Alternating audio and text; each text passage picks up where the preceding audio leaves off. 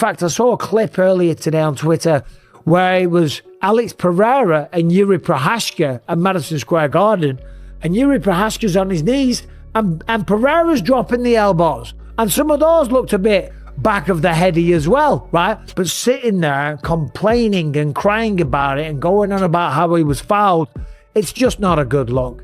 It is not a good look. And guess what? In fight sports, sometimes you win, sometimes you lose. And when you lose, you take it like a man.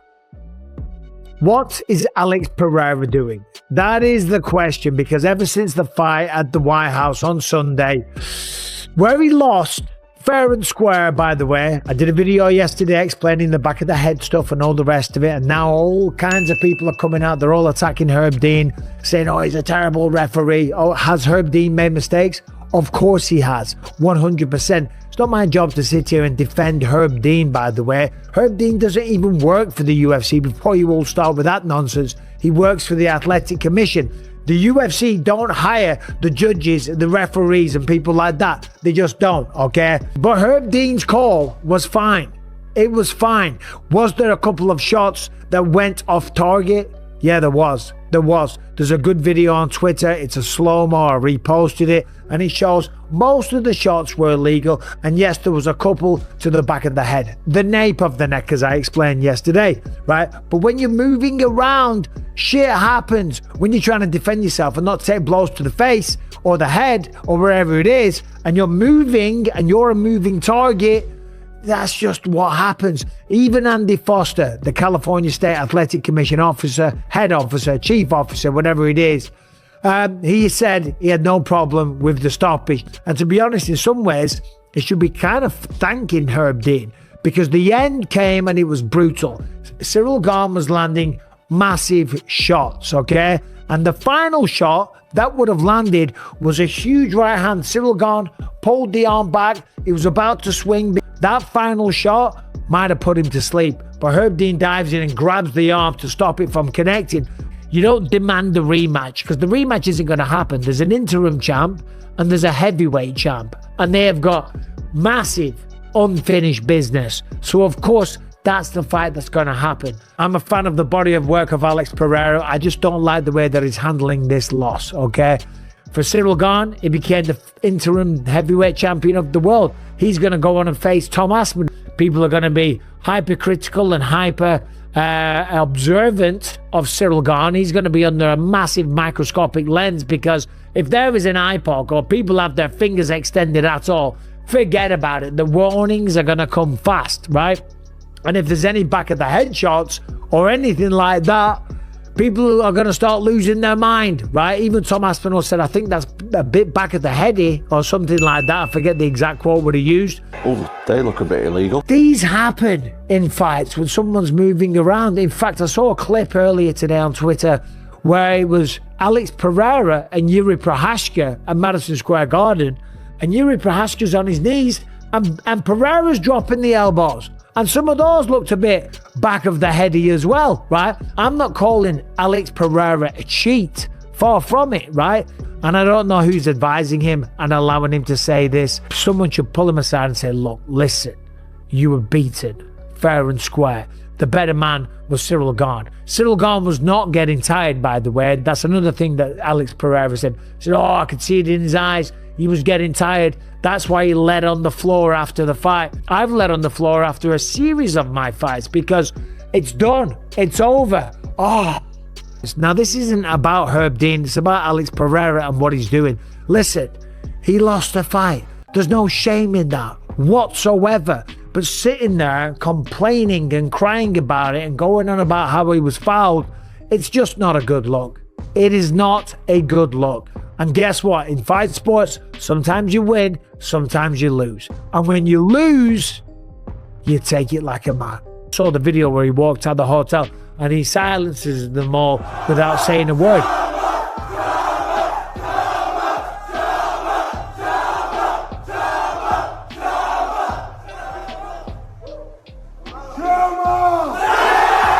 And that's his style. He doesn't talk much. He does all his talking inside the octagon unless he loses. And now he's talking loads of shit on Ciryl Gane. and Herb Dean, right? Listen, he lost. But it's not right to sit there and take the loss like this. Everything he's saying, you look online, there's a lot of people that love Alex Pereira. He's got a tremendous fan base, one of the biggest stars in the sport, one of the highest paid in all the sport. Right? I would guess only Conor McGregor makes more than Alex Pereira at this stage. So fair play. Congrats, okay? Life is going great and you weren't able to become a 3-weight division champion. There's no shame in that, okay? You rebuild. What's next? Josh Hoke, probably. He's been talking a lot of shit. Put your attention on that. Put your attention on coming back, rebuilding, getting a win, and maybe earning another shot at a third belt again, okay? That's what you should do. Not go on multiple podcasts talking about how you were robbed, how Ciryl Gane's a cheat and all this type of stuff, right? It's not a fair world. Sometimes crazy shit happens, okay? You just gotta deal with it. Do you know the amount of people that I fought in my career that were on steroids? Eu concordo com tudo que o Poatan falou, cara. Eu concordo com tudo que o Poatan falou. Por quê? Eu achei que o Herb Dean deu uma afinada na hora de entrar ali e parar a luta. Se o golpe estiver batendo na orelha, o golpe tá legal. Se o golpe não tá encostando na orelha, tá nessa parte da nuca aqui, é golpe ilegal. E eu vou falar para o golpe, vou falar. Aí ele vai falar que ele vai falar. Na hora eu vou falar, para, não continue batendo na nuca, senão eu vou te desclassificar. E ele vai dar a ordem dele ali. O problema, meu irmão, é que lá no Apex, eles pararam a luta lá do Aldo Cortez Acosta contra o cara que lutou, o croata que lutava lá no PFL. Pararam aquela luta ali, voltou o Aldo Cortez Acosta até nocauteou esse cara. Só que aquilo ali foi no Apex. No Apex, meu irmão, qualquer árbitro vai lá e para a luta e dá uma de brabo. Agora, na minha opinião, foi covardia. O cara não teve a hombridade, o cara não teve a disposição de lá na Casa Branca, Trump ali do lado, Dana White ali, evento lotado, o Poatan tomando golpe na nuca, o cara, meu irmão, afinou, o cara foi covarde de golpe na nuca, parou. Por quê? O Poatan já tinha falado com ele que esse cara é um trapaceiro, que esse cara já trapaceou em outras lutas. O Poatan e o time dele advertiu o juiz, fica ligado que esse cara é trapaceiro. Daí na luta acontece a mesma coisa, o juiz não faz nada na frente dele.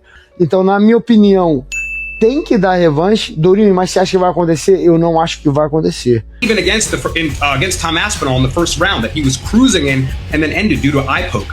I hate to make this about some more fouls, but I want to talk about the statement that Alex Pereira made, really taking umbrage with the back of the head shots. Ciryl Gane has now landed back of the head strikes in a lot of TKO victories. Tai Tuivasa, Derek Lewis, and now Alex Pereira. You take a look at some of those shots, they landed clean to the back of the head. He called Herb Dean gutless and not a real man after the fight and demanded an immediate rematch. So as good as Ciryl Gane is, the movement, the perplexing, feinting, the variety of shots, the way he confuses heavyweight opponents, moving like a middleweight, we still have to talk about his constant fouling. He does it in every fight, and Pereira's not happy about it. Don't be surprised if we get a rematch here before we see him fight Aspinall, depending on how his eyes are healing up.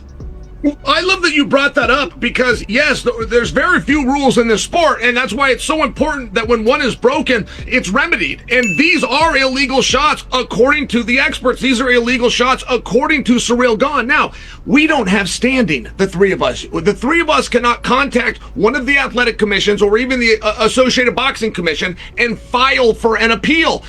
But Pereira can. And Pereira took that first step today saying, this is what I want done. I want this adjudicated. I want this to be remedied. If he does file that, it's pretty clear on video that those shots are not allowed. And I don't know that that would result in a no contest, perhaps a disqualification. I mean, let me remind you, unlike professional wrestling, the title can change hands in MMA on a disqualification. We've really never seen anything like this. If I was to give you a prediction, as much as Alex Pereira doesn't like it, he's going to swallow it. As much as he wants to file an appeal, I predict for you, he won't. You win some, you lose some, but this entire 12-6 elbow routine that never should have been brought back to life. There's been arguments between John McCarthy and Herb Dean on what a 12-6 even is. In a sport that has so few rules, nobody in a position of authority should be looking to make it more dangerous, but it's exactly what they did with this 12-6 business. Listen, Ciryl Gane was absolutely fantastic from the start of that fight. He dominated it and he pieced up Alex Pereira. But what is the point in having illegal fouls in this sport if we're not going to call them out? How many shots to the back of the head? Em relação a essa luta, o Ciryl tem que tomar uma punição gigantesca, né? Porque na penúltima luta dele lá, a última luta dele, acabou fazendo uma lesão gigantesca no Tom Aspinall, né? O histórico dele é provado, né? Nas lutas. Só falação. Para que ele não venha cometer esses mesmos erros de novo. Erros. Pode ser erros. Mas também não posso deixar de falar que ele falou com o juiz antes sobre o histórico do Ciryl de dedo no olho, soco na nuca, né?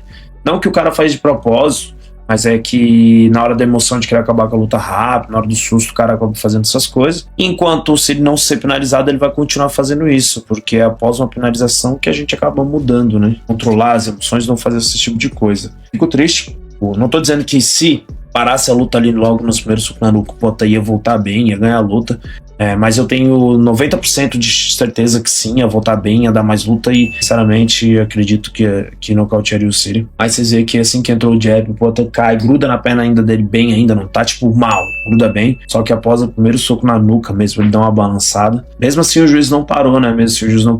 E o mais louco que o juiz foi parar só depois, quando o luta já tava em pé, o Poatan tava em pé tomando alguns socos ali, né? Parou a luta. E o mais engraçado é que numa revanche o Poatan já tem o caminho certo, né? Porque se vocês parar pra olhar, o Ciryl tava exausto, gastou muito pra tentar nocautear ele rápido e ficou exausto. Então a gente sabe que é um cara que se jogar bastante golpe e a conexão do golpe que ele quer, ele morre no gás, né? Mesmo sendo um cara ágil assim pra categoria dele, chega um cara muito rápido, muito explosivo, mas acho que qualquer erro dele ele é fatal na frente do Poatan.